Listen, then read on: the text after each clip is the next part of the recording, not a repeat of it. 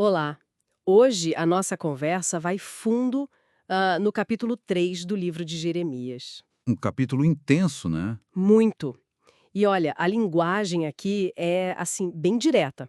Compara a infidelidade do povo, Israel e Judá, com Deus a de uma esposa, sabe, que trai o marido várias vezes. É uma analogia forte. Começa com aquela imagem impactante. Se um homem se divorcia e a mulher casa com outro, ele não a aceitaria de volta, isso contaminaria a terra. Certo. Mas aí vem o ponto.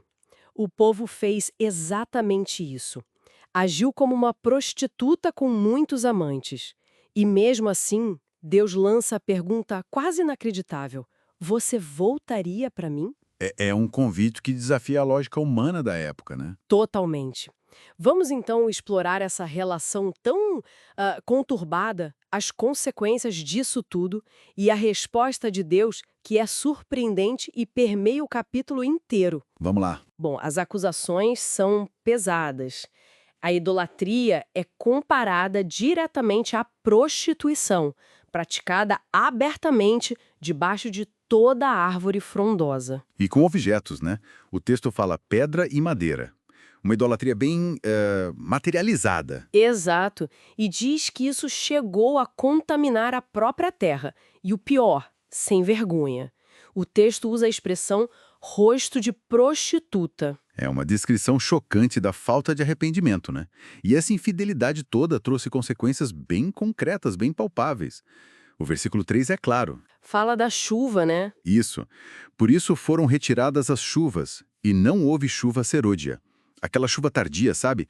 Que era crucial para a colheita vingar. Aham. Era como se a própria natureza sentisse o impacto da aliança quebrada.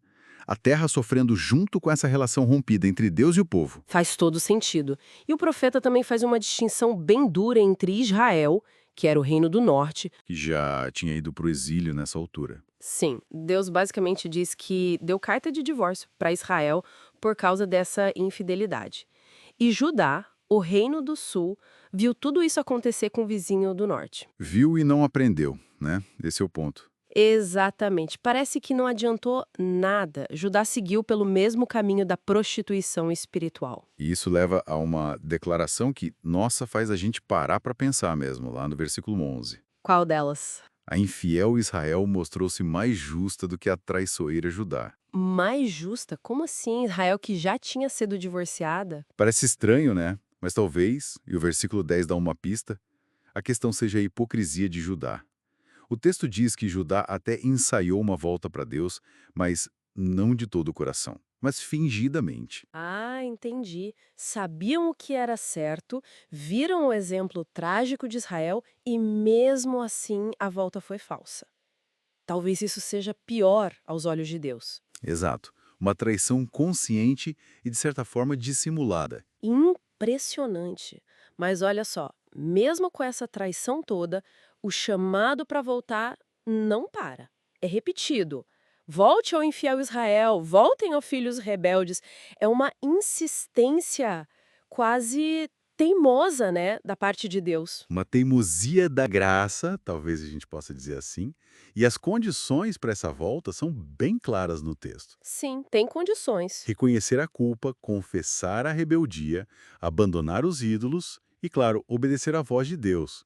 Só que, junto com essas condições, vem Qual promessa? a promessa de misericórdia. Ele diz: não ficarei irado para sempre e também sou misericordioso.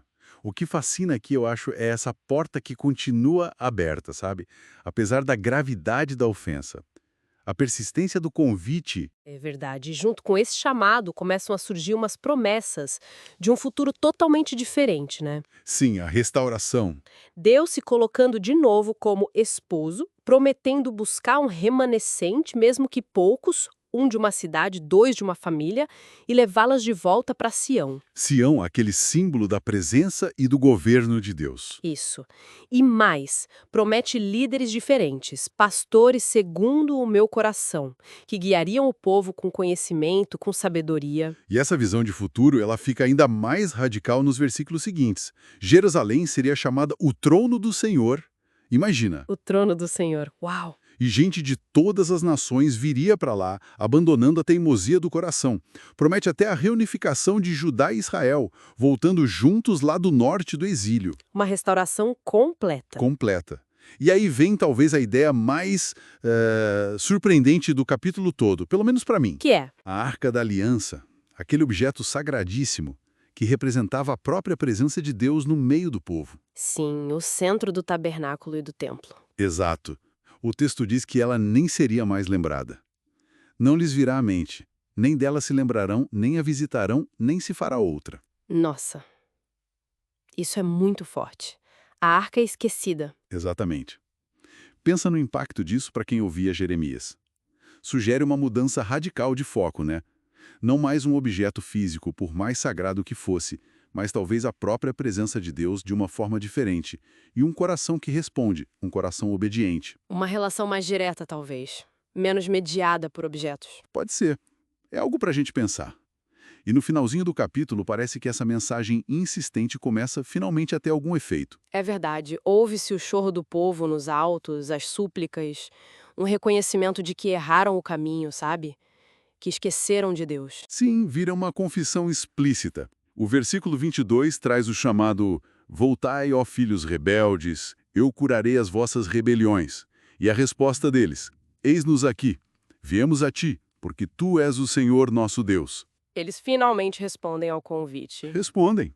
E admitem que a idolatria era um engano, uma mentira, que os ídolos eram inúteis. Afirmam que a salvação só vem do Senhor. E reconhecem o histórico de pecado, a vergonha da desobediência desde a juventude. É uma confissão bem completa. Então, resumindo um pouco essa montanha-russa emocional que é Jeremias 3, a gente tem um retrato muito, muito cru da traição humana e das suas consequências devastadoras. Sem dúvida. Mas o que realmente parece dominar a cena, o que fica ecoando, é esse chamado incansável de Deus ao arrependimento. E a sua promessa de um futuro restaurado mesmo diante da infidelidade mais profunda. Essa imagem de Deus como pai e esposo traído, mas que ainda assim busca, que ainda oferece perdão e restauração. É muito poderosa. É o coração do capítulo, eu diria. E fica aquela provocação no ar, né? Baseada justamente no texto, sobre a Arca da Aliança. A ideia de que esse símbolo tão central da presença de Deus no Antigo Testamento, um dia não virá à mente, nem dela se lembrarão mais. Isso dá o que pensar. Dá muito. O que isso sugere sobre a natureza da relação futura entre Deus e o seu povo, que o profeta estava vislumbrando? Talvez, como você disse, uma conexão menos dependente de objetos e lugares sagrados, e mais focada na presença real de Deus e na resposta sincera do coração. É algo para a gente continuar refletindo.